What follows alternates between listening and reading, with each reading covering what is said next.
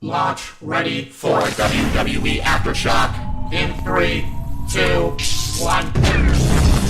World Wrestling Entertainment Discussion is live. Cue host Owen Finch. Hey, what's up everybody? Welcome to WWE Aftershock, where I'm going to be giving you guys my WWE Backlash predictions. This is kind of nice that I'm doing this because I haven't really been able to talk about much of the WWE product since WrestleMania, post-WrestleMania. So I figured, this would be kind of a nice way to do that. I'll kind of go through each match, kind of explain how we got there, and obviously give my predictions of what I think will happen in each match. Before I do that, I do want to make a little bit of an announcement. I kind of talked about this in my WrestleMania Experience Aftershock edition, but I'm going to kind of talk about it again because I fully kind of decided to go this way now. So, coming up this Wednesday, Chris and I are going to be doing WWE Aftershock. We'll probably talk about Backlash. We'll talk about some other things that's been going on in wrestling since WrestleMania, like the releases and stuff. But after that, I'm completely rebranding this channel.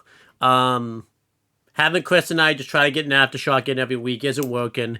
It's killing the channel. So I'm going to start to kind of do stuff on my own.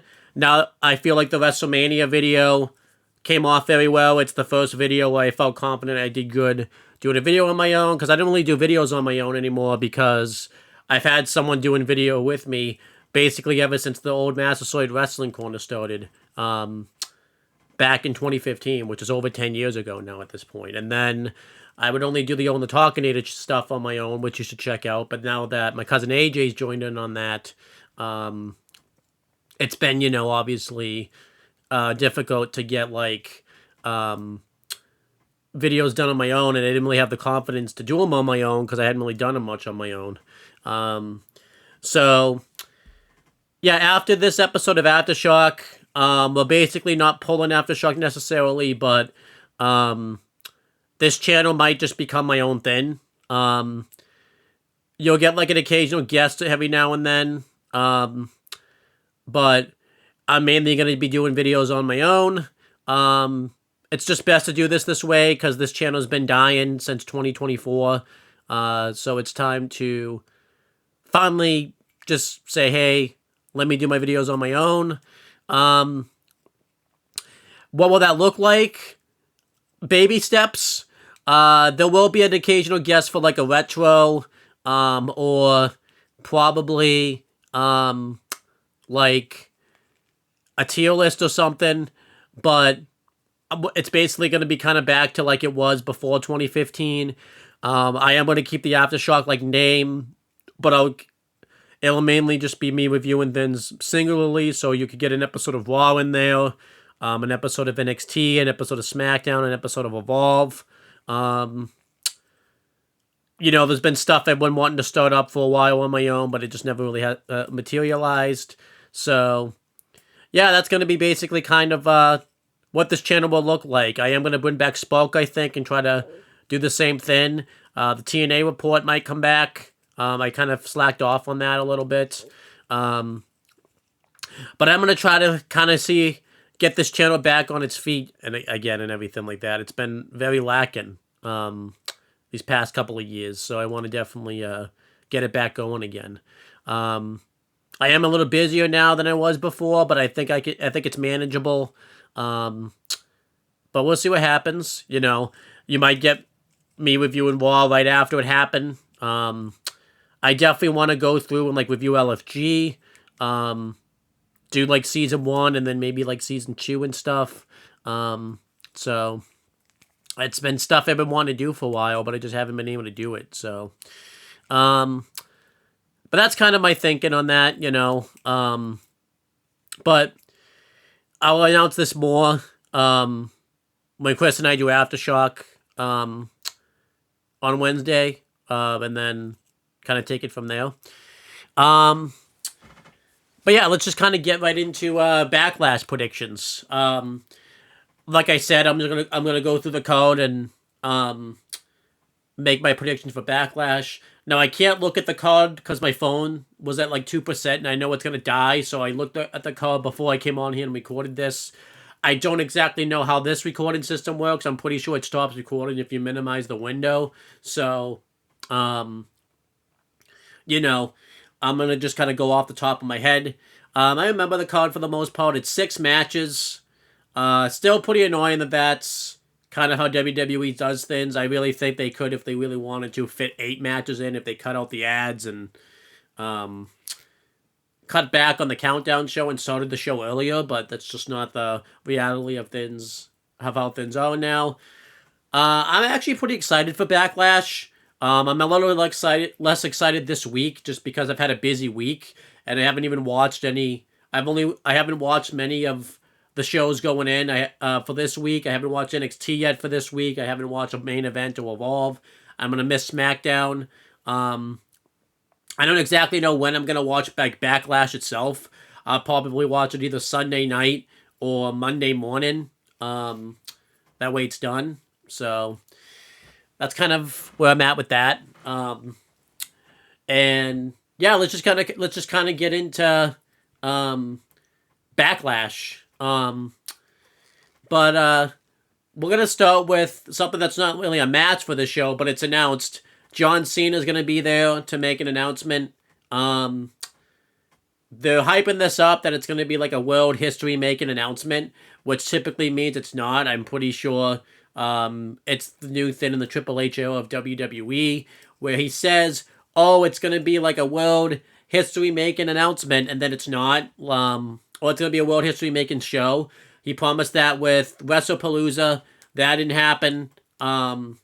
He promises that like after every Raw, after the PLEs, doesn't happen. So I imagine that's not going to be the case. I imagine, if I had to make a guess of what he's going to announce, I imagine it's going to be just like the official launch of WWE Club. They've been really hyping that up this last month or so. He's like the main forefront of that. He's the one that's on all the commercials and everything like that. So I imagine that's what he's going to come out and announce. And he's going to be like the main spokesperson for it. I imagine they're going to announce like a release date, which I think is probably going to be like maybe around SummerSlam time, which is when it should be. And yeah, he'll announce kind of what WWE Club is, kind of go into detail about it more so. I imagine he's going to get interrupted by somebody. Don't know who it would be, but some heel or something like that. Maybe like the Miz and Kit Wilson again, or maybe a Logan Paul and Division type of thing. But other than that, that's all I really see happening. And we'll see what WWE Club's like. It's really dumb they're doing this because we already pay enough money for subscription services. You have to pay money to get ESPN Plus, which you have to pay more money because you have to get the Disney Plus, and Hulu like bundle to even get ESPN Plus, and you have to get Netflix for Raw, and yeah, you basically have to just drain your bank account to get WWE programming. So we'll see what happens. WWE Club could be something good, so we'll see what happens with that. But yeah, let's go through the actual card itself. I'm going to start with Seth Rollins versus Braun Breaker. I'm pretty sure this is like kicking off the show because I know there's a couple of matches that's airing on ESPN2. And I think it's Seth versus Braun Breaker, and I'm pretty sure it's Trick Williams versus Sami Zayn for the U.S. title. Could be wrong on that, but I'm pretty sure that's the case. Seth versus Braun Breaker makes sense to go on ESPN2. Seth Rollins is a pretty big star for WWE, and Braun Breaker's kind of on the rise. This match has a lot of history behind it, with them starting the Vision together, and then Braun Breaker obviously turning on Seth Rollins back in October, and then Seth coming back. They obviously couldn't do this program properly because Braun Breaker went hurt, or went out due to an injury, like around the time Seth came back. So they had Braun Breaker cost them a match at WrestleMania against Gunther to kind of restart this program. This feud's been built pretty decently well. They had Braun beat down Seth a lot. They had a really good promo segment back and forth with each other a couple weeks ago. And I care about both these characters. If I had to make a prediction for the winner of this match, I'm going to say it's Braun Breaker. I feel like they really want to push Braun Breaker and get like his career really rolling.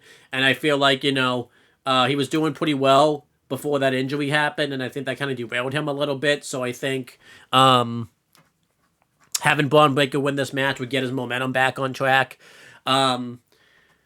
I think they do want to do, though, Roman Reigns versus Seth for the world title. And I think they're going to push that up to Clash in Paris, or Clash in whatever it is. Since they can't do it at Night of Champions like they planned, because Roman Reigns isn't going to Saudi Arabia, which I can't blame him for. And I feel like maybe Seth winning would make more sense, but I feel like there's enough to that where I think Seth can take a loss here and still challenge Roman, because Seth can say he never lost his world title and goat Roman Reigns into a match. But we'll see what happens with that, Maybe they want to save the Seth Roman match for a bigger show. But I'm going to say Braun Breaker wins. They can easily have the Vision interfere, and then, like, the Street Profits, since they came back, like, show up, and that melee can cost Seth the win. So there's a lot they can do with that. But I'm going to say Braun Breaker wins. Then the other match I believe is aired on ESPN2 was the United States Championship match. United States Champion Trick Williams defending against Sami Zayn. They've continued this program. They've listened to the fans and did the double turn, which is, I think, a good thing, where now Trick is the babyface, now Sami's the heel. I don't exactly know when they made this change. WrestleMania felt like it was the change, but it could have been after WrestleMania, but it definitely has happened. The way we got there wasn't the best, with the gingerbread stuff. I personally haven't hated that stuff, but they definitely could have done it in a better way. But I think Trick should retain the belt. I think he's got a lot of momentum behind him right now. I think he's doing really well as United States champion. I think him retaining the belt would work. They could easily really exclamation point the heel turn by having Sami cheat to beat Trick, and they do a rematch or Clash in Paris or wherever it is. But I'm going to say Trick Williams retains. He's got a lot of momentum behind him, and you can use this to really turn Sami Zayn heel. Maybe have him go after Cody, since they've been teasing that match for a while, or continue the feud with Trick. Maybe he beats him up after the match, and they do like some type of stipulation match on SmackDown or something. That's always an option, but I'm going to say Trick Williams retains the belt. Then other things on this show, I don't know exactly the match order is going to be, but there's also a women's match on this show. It's Asuka versus Io Sky. This match has had a lot of build-up behind it. This has been built since, like, October, because Triple H just tells really long stories, where, obviously the Kabuki Warriors turned on Io, and they feuded over the tag titles, and then they were supposed to do this match at WrestleMania, but they just didn't. They held it off till Backlash. Unfortunately, one of the biggest factors of the storyline building up is Kairi Sane being released, because obviously they continued that storyline where Asuka was still very abusive and stuff to Kairi Sane, but now they don't have Kairi Sane to pay that off or anything like that. I did read online they are going to bring in Kairi Sane for a one-time appearance to pay off that storyline, but that's an example of Triple H's booking just being way too fucking long. They should have done this months ago. That way, when they did release Kyrie, no one would have. People, I think, still would have been pissed about it, but I feel like it wouldn't have been in the middle of a big storyline, so people would be less pissed about it. As for who wins, I think Io Sky needs to get a win. She hasn't really won a big match in a while, I don't think.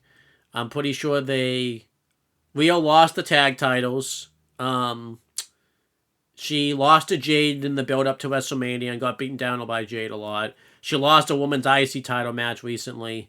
And I think they should just pay this off, and I think the best way to do that is to have Io Sky beat Asuka. I just don't really think it does anything to have Asuka win. It just continues the storyline. I think we need to just see Io Sky start to do other things, go after the Women's World title, maybe win that. Maybe we form a tag team with somebody and go for the tag titles, go after the Women's US title. We need to get Io Sky just kind of back going again. I think she's stuck in limbo right now, and this is a good way to kind of start that trajectory off. Then we have a tag match. It's going to be The Miz and Kit Wilson versus Danhausen and a mystery partner. I've really enjoyed this feud.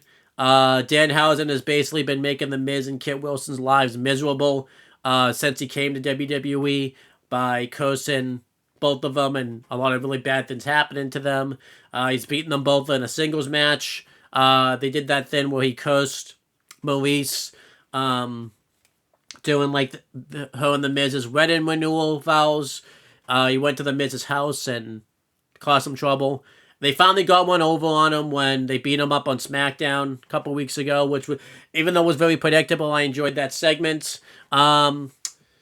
And obviously, Danhausen has to find a mystery partner. They've done a lot of funny things with that on social media, where he's been reaching out to legends and stuff like that, and it's been really funny. I imagine they're going to do something funny on SmackDown tonight to get that over.